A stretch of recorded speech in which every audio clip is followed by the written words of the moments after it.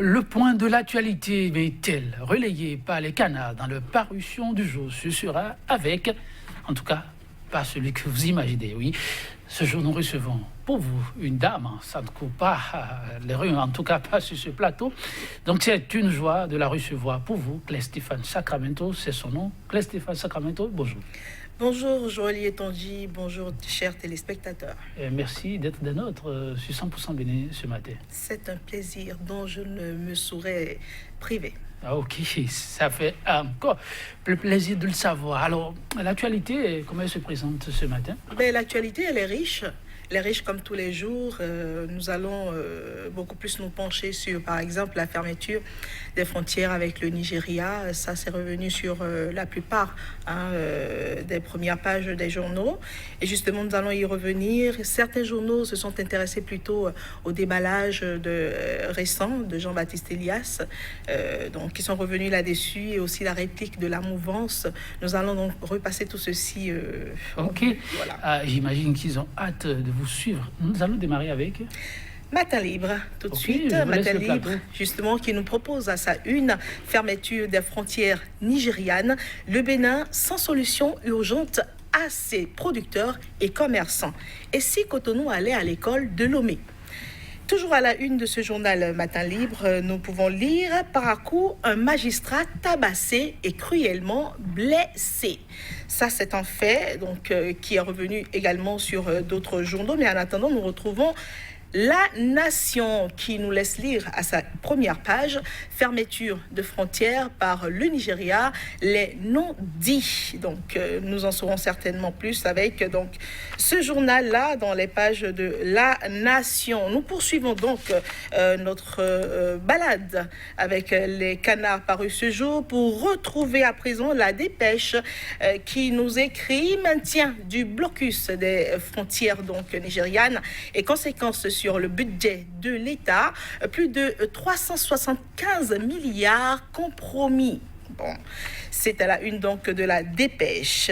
Toujours avec la dépêche, Bénin opposé à la pollution sonore, un magistrat agressé par les fidèles d'une église. Ça se passe toujours donc à Parakou dans le nord. Nous retrouvons à présent Point Média.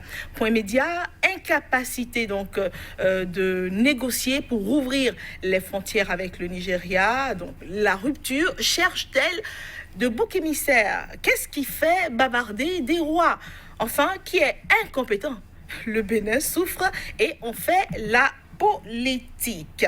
Nous poursuivons donc toujours avec cette fois-ci une nouvelle mutation, recrudescence des cas de vol et braquage au Bénin, et si la police républicaine associait les chasseurs pour contrer le phénomène. Voilà, ça c'est une interrogation qui vient à la une de nouvelles mutations qui s'intéresse également à l'éducation au Bénin. 33 établissements privés interdits d'ouvrir leurs portes à cette rentrée.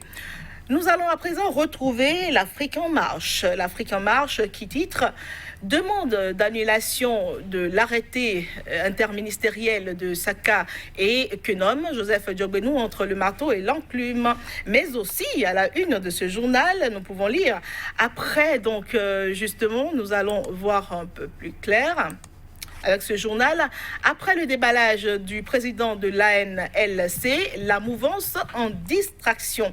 Aladati et Gounou prêchent dans le désert et font encore de Elias la star du moment.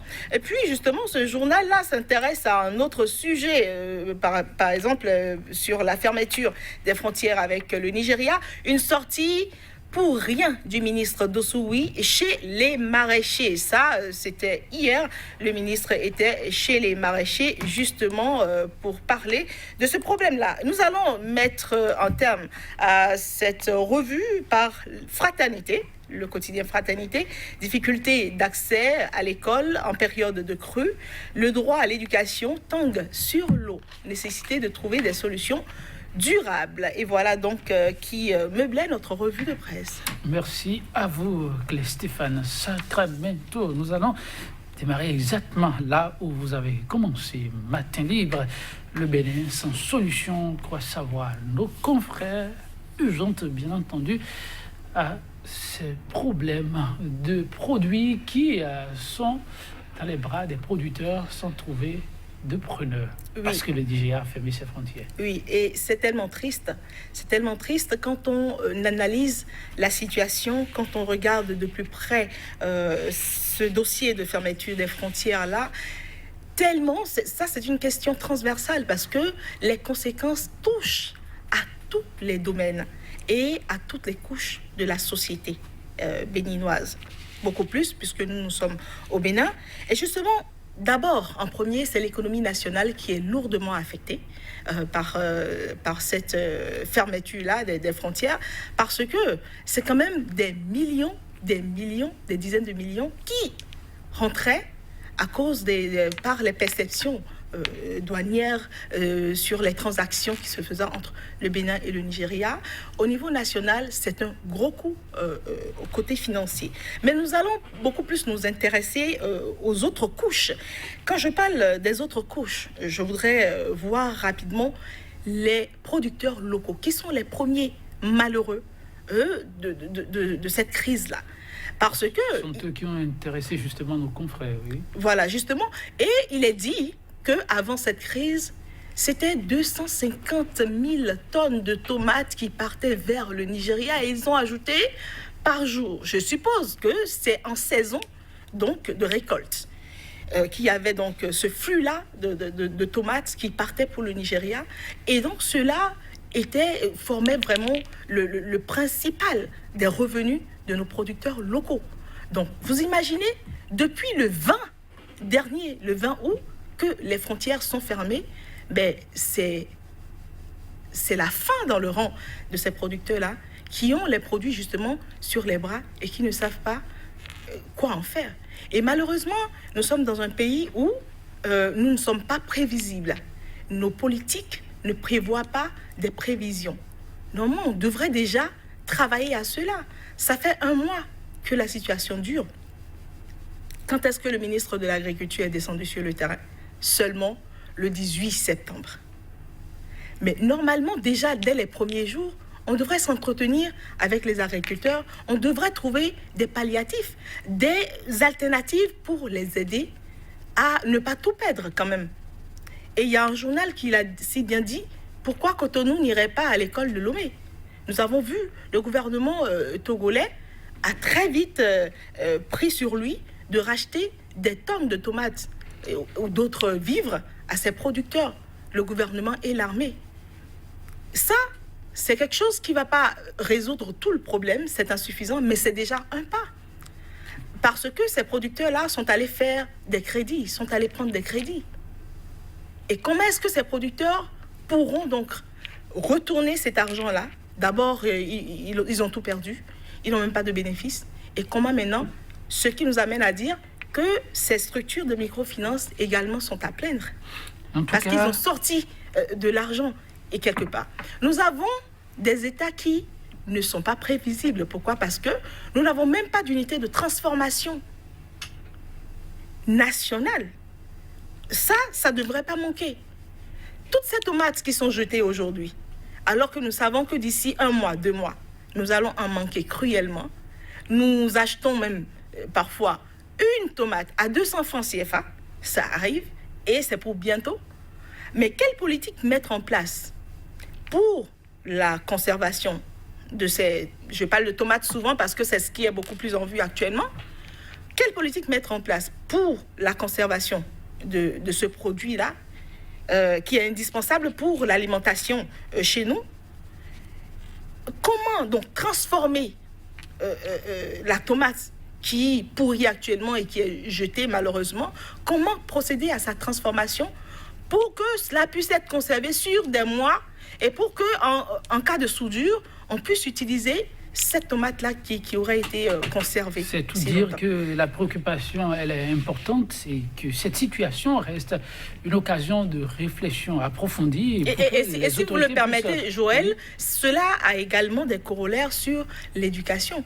Vous savez qu'on est en pleine période de reprise des classes. C'est la rentrée scolaire. Ces producteurs-là qui peinent à payer la scolarité de leurs enfants, vous imaginez qui n'ont pas pu vendre, qui ont tout perdu, qui ont perdu toute leur production. Comment voulez-vous qu'ils arrivent donc... Et la transition, en clair, Stéphane Sacramento a tout trouvé avec Fraternité, qui justement s'intéresse à l'éducation des enfants, cette période d'abondance de pluie du fait de la saison que nous vivons. Eh bien, il paraît que ce n'est pas du tout aisé si on s'en tient à la une de nos confrères de Fraternité. Oui, et si l'on s'en tient également à ce que nous vivons sur le terrain, quand nous descendrons sur le terrain.